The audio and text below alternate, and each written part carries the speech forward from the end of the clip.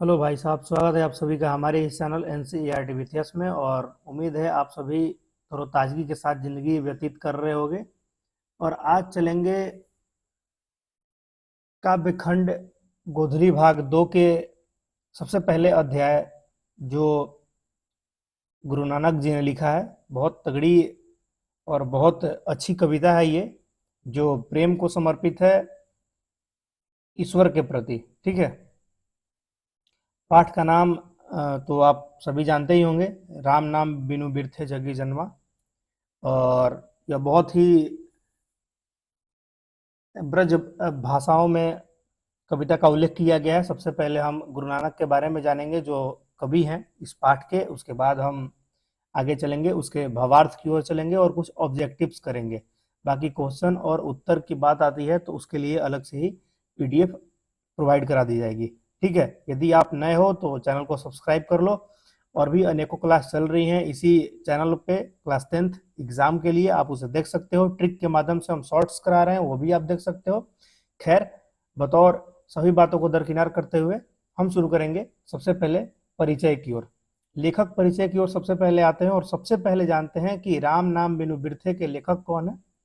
राम नाम बिनु बिरथे जगी जन्मा कविता का नाम है, जिसके लेखक हैं Guru Nanak.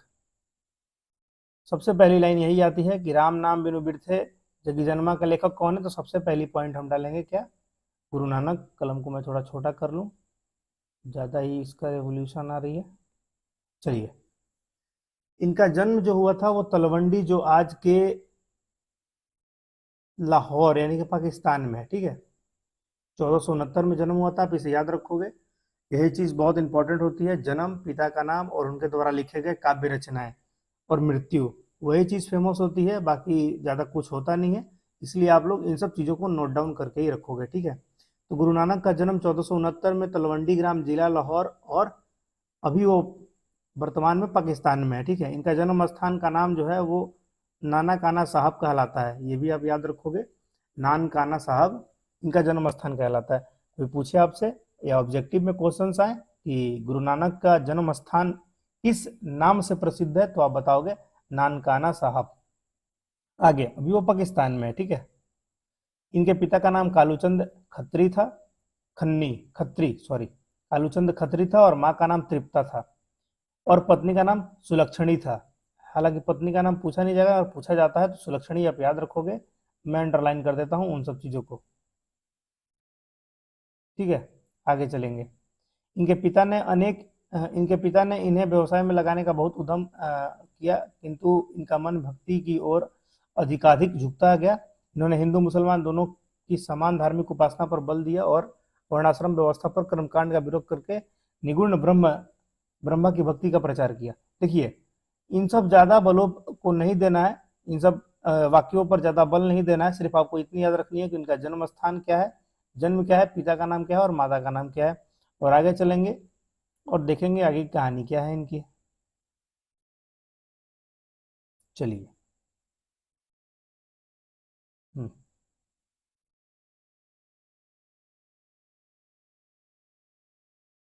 Should not take the hmm चलिए, आगे बढ़ते हैं और आगे आते हैं और देखते हैं आगे क्या है।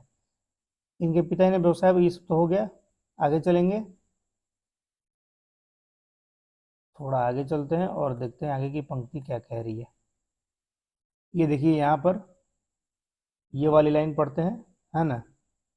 गुरु अर्जुन देव ने सन 1604 में, यहाँ पढ़िएगा, सन 1604 ईस्वी में गुरु ग्रंथ साहिब नाम से प्रसिद्ध हुआ। क्या हुआ था, इस देखिए यहाँ पे लिखा हुआ है। इनकी रचना का संग्रह सिखों के 5वें गुरु अर्जुन देव ने किया है। और ये जो उपदेश दिए हैं, कौन से उपदेश दिए हैं, तो ये देखिए यहाँ पे लिखा हुआ है। क्षण भंगुरता, ब्रह्मा की सर्वशक्तिमत्ता, नाम जप की महिमा, ईश्वर की सर्वव्यापकता आदि बातें मिलती हैं, है ना। कबीर जैसे रचनाओं में इनका अच्छा खासा उपलब्धि रहा है। जैसे कबीर ने ब्रज भाषा में बहुत सारी कविताओं को लिखा है, देखिए यहाँ लिखा हुआ है।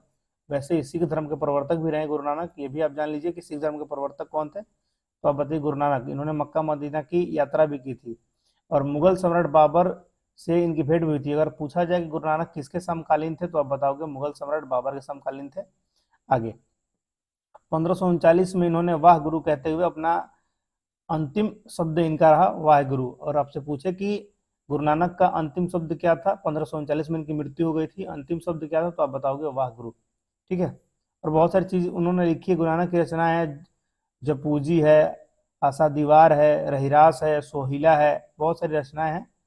तो अब हमको लगता नहीं कि इसमें कुछ बाकी है। बाकी आप ये लोग जान लो कि वो कीर्तन में ज्यादा ध्यान रखते थे, भगवान के भक्ति भाव में, अंधविश्वास में काफी कम ध्यान रखते थे वो, अंधविश्वास उनके लिए नहीं था। ठीक है। तो उम्मीद है आपको सब सारी चीजें समझ में आ गई। इनके बारे में आप एक बार पढ़ लोगे तो भी आ जाएगी, लेकिन मैं इंपॉर्टेंट को अंडरलाइन कर दिया हूँ। ठीक है।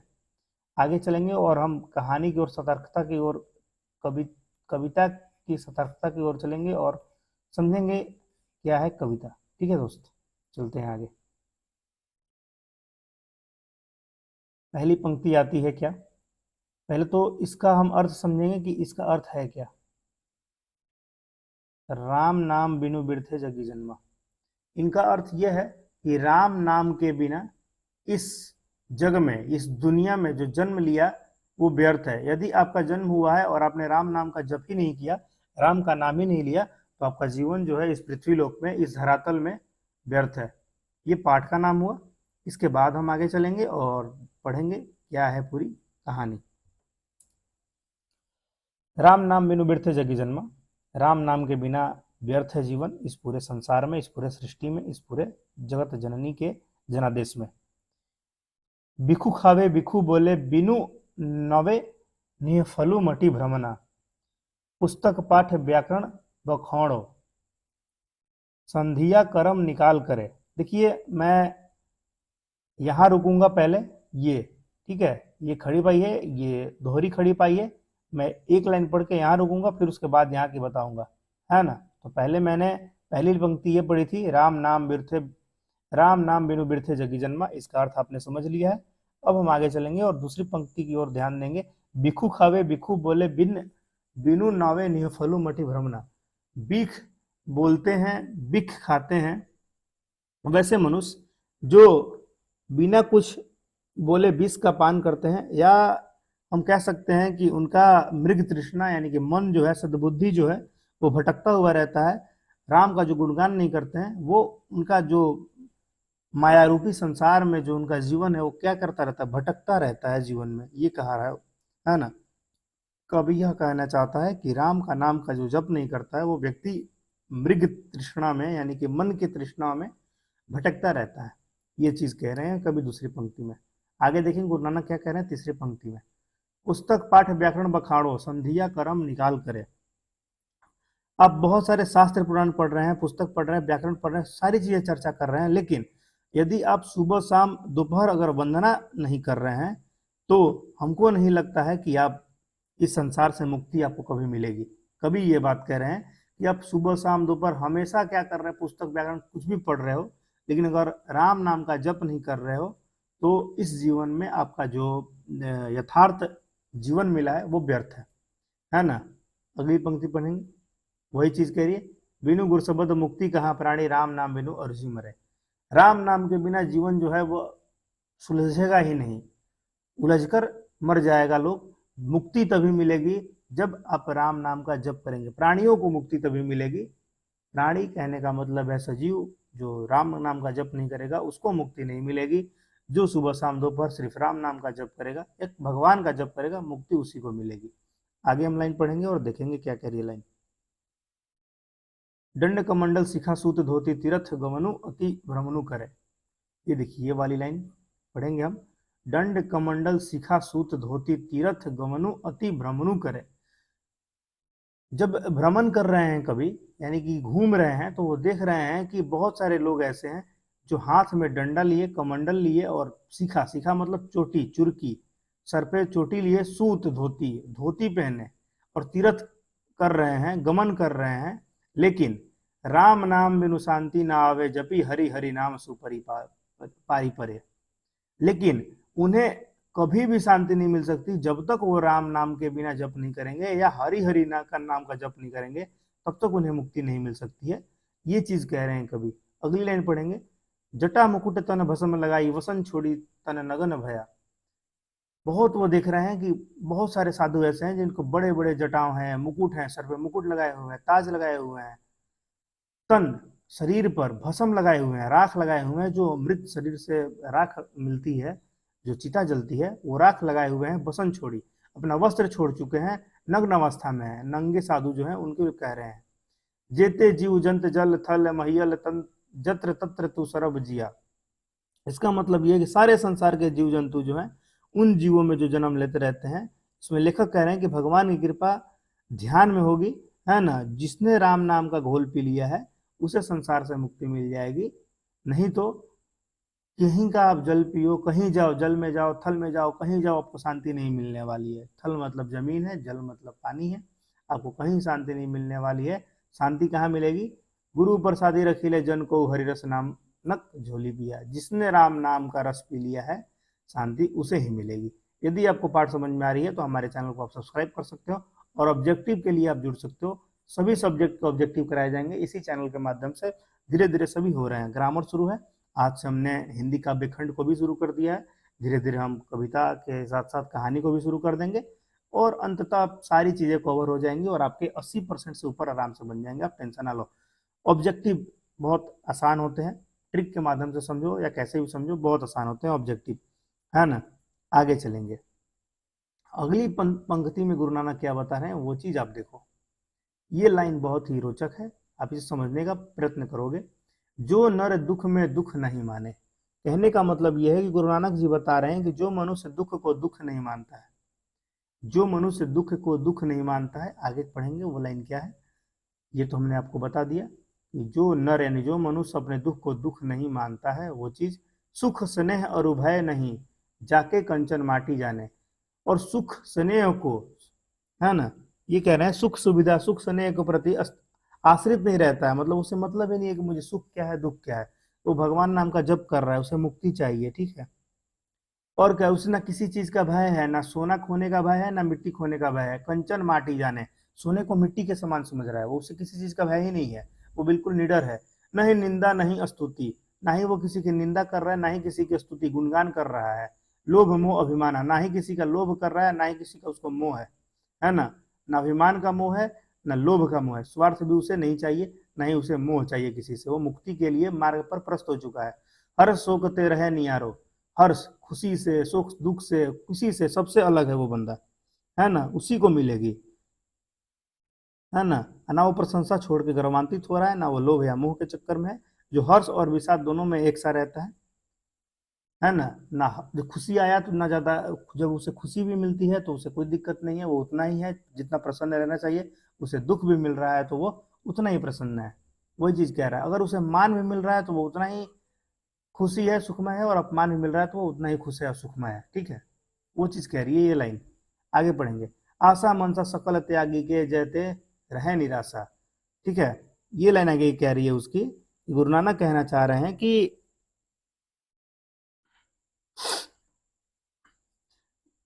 जो आशा और तृष्णा से मुक्त हो चुका है ना। गुरु नानक बता रहे हैं आशा मनसा सकल त्यागी के जग ते रहे निराशा। जो अपने गुणगान को, अपने सकल को, अपने स्वरूप को त्याग चुका है, उसे सिर्फ चाहिए मुक्ति, ठीक है। उसे सकल से कोई मोह नहीं है, कोई प्रेम नहीं है। मैं कैसा लग रहा हूँ, मैं कैसा दिख रहा हूँ, दाढ़ी बढ़े हुए हैं नहीं बढ़े हुए हैं, बस उसे मुक्ति चाहिए। राम नाम का वो जप कर रहा है, तपस्या कर रहा है, वो विलीन हो चुका है भगवान की भक्ति में। अगली पंक्ति पढ़ेंगे हम क्या कह रही है। काम क्रोध जही पर से नहीं ते ही घट ब्रह्मा निवासा। जिसके मन में काम और क्रोध नहीं आता है, वासना नहीं आती है, उसके अंदर क्या कौन निवास करता है? ब्रह्मा निवास करते हैं, है ना। ये चीज वो लाइन कह रहा है कि जिसके मन में काम क्रोध का वश में कर लिया, वैसे मनुष्य के हृदय में ब्रह्मा का निवास होता है। अर्थात जो मनुष्य राग द्वेष मान अपमान सुख निंदा स्तुति एक समान रहता है, मतलब सब चीज मेंटेन करके रहता है, संतुलन रखता है, वैसे मनुष्य के हृदय में ब्रह्मा का निवास होता है। ब्रह्म का निवास होता है मतलब बुद्धि का निवास होता है। ब्रह्मा से बुद्धि का तात्पर्य है यहाँ पे। अगला अंतिम पंक्ति पढ़ेंगे। गुरु कृपा जही नर पे कि नहीं तीन तिन्ह यह जुगति पिछानी। गुरु कृपा जही नर पे कि नहीं तिन्ह यह जुगति पिछानी। गुरु का कहना है कि जिस मनुष्य पर ईश्वर की कृपा हो गई वह संसारिक विषय वासनाओं में स्वतः मुक्ति पा जाता है। ये चीज कह रहा है वो, है ना। इसलिए नानक ईश्वर के चिंतन में लीन होकर प्रभु के साथ एकाग्र हो गए हैं। नानक को लग रहा है अब गुरु नानक को लग रहा है कि अब भगवान के भक्ति में ही सब कुछ है, तपस्या में ही सब कुछ है, ये मोह माया का परित्याग करना होगा, परिवार के सुखमय जीवन को त्याग करना होगा और चलेंगे। आगे लाइन अंतिम पढ़ेंगे, क्या कह रही है वो, नानक लीन भयो गोविंद सो ज्यों पानी संग पानी।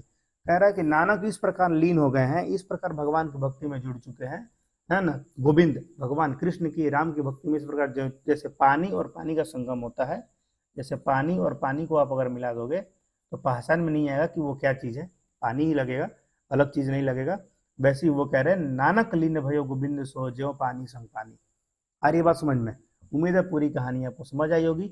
अब चलेंगे ऑब्जेक्टिव की ओर और ख़त्म करेंगे इन सब चीज़ों को बहुत तेज़ी से। ये पीडीएफ आपको मेरे टेलीग्राम चैनल मिल जाएगी, जिसका नाम है बीबीडी गाइड 2024-25।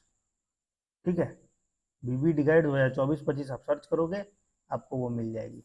24-25 आपको सर्च करना होगा, ठीक है, आपको लिखना होगा बीबीडी गाइड, जगह नहीं है, आप लिख लोगे गाइड 2024 और 25, ऐसे करके लिखोगे आपको चैनल मिल जाएगी। और नहीं आपको दिक्कत आ रही है टेलीग्राम पर खोजने में, तो आप मेरे डिस्क्रिप्शन बॉक्स में लिंक होगा, वहाँ से आप ऐड हो सकते हो। अगर पसंद आ रही है पूरी वीडियोस तो एक काम करो, सब्सक्राइब करो, लाइक करो। अब चलते हैं ऑब्जेक्टिव बिना देरी के।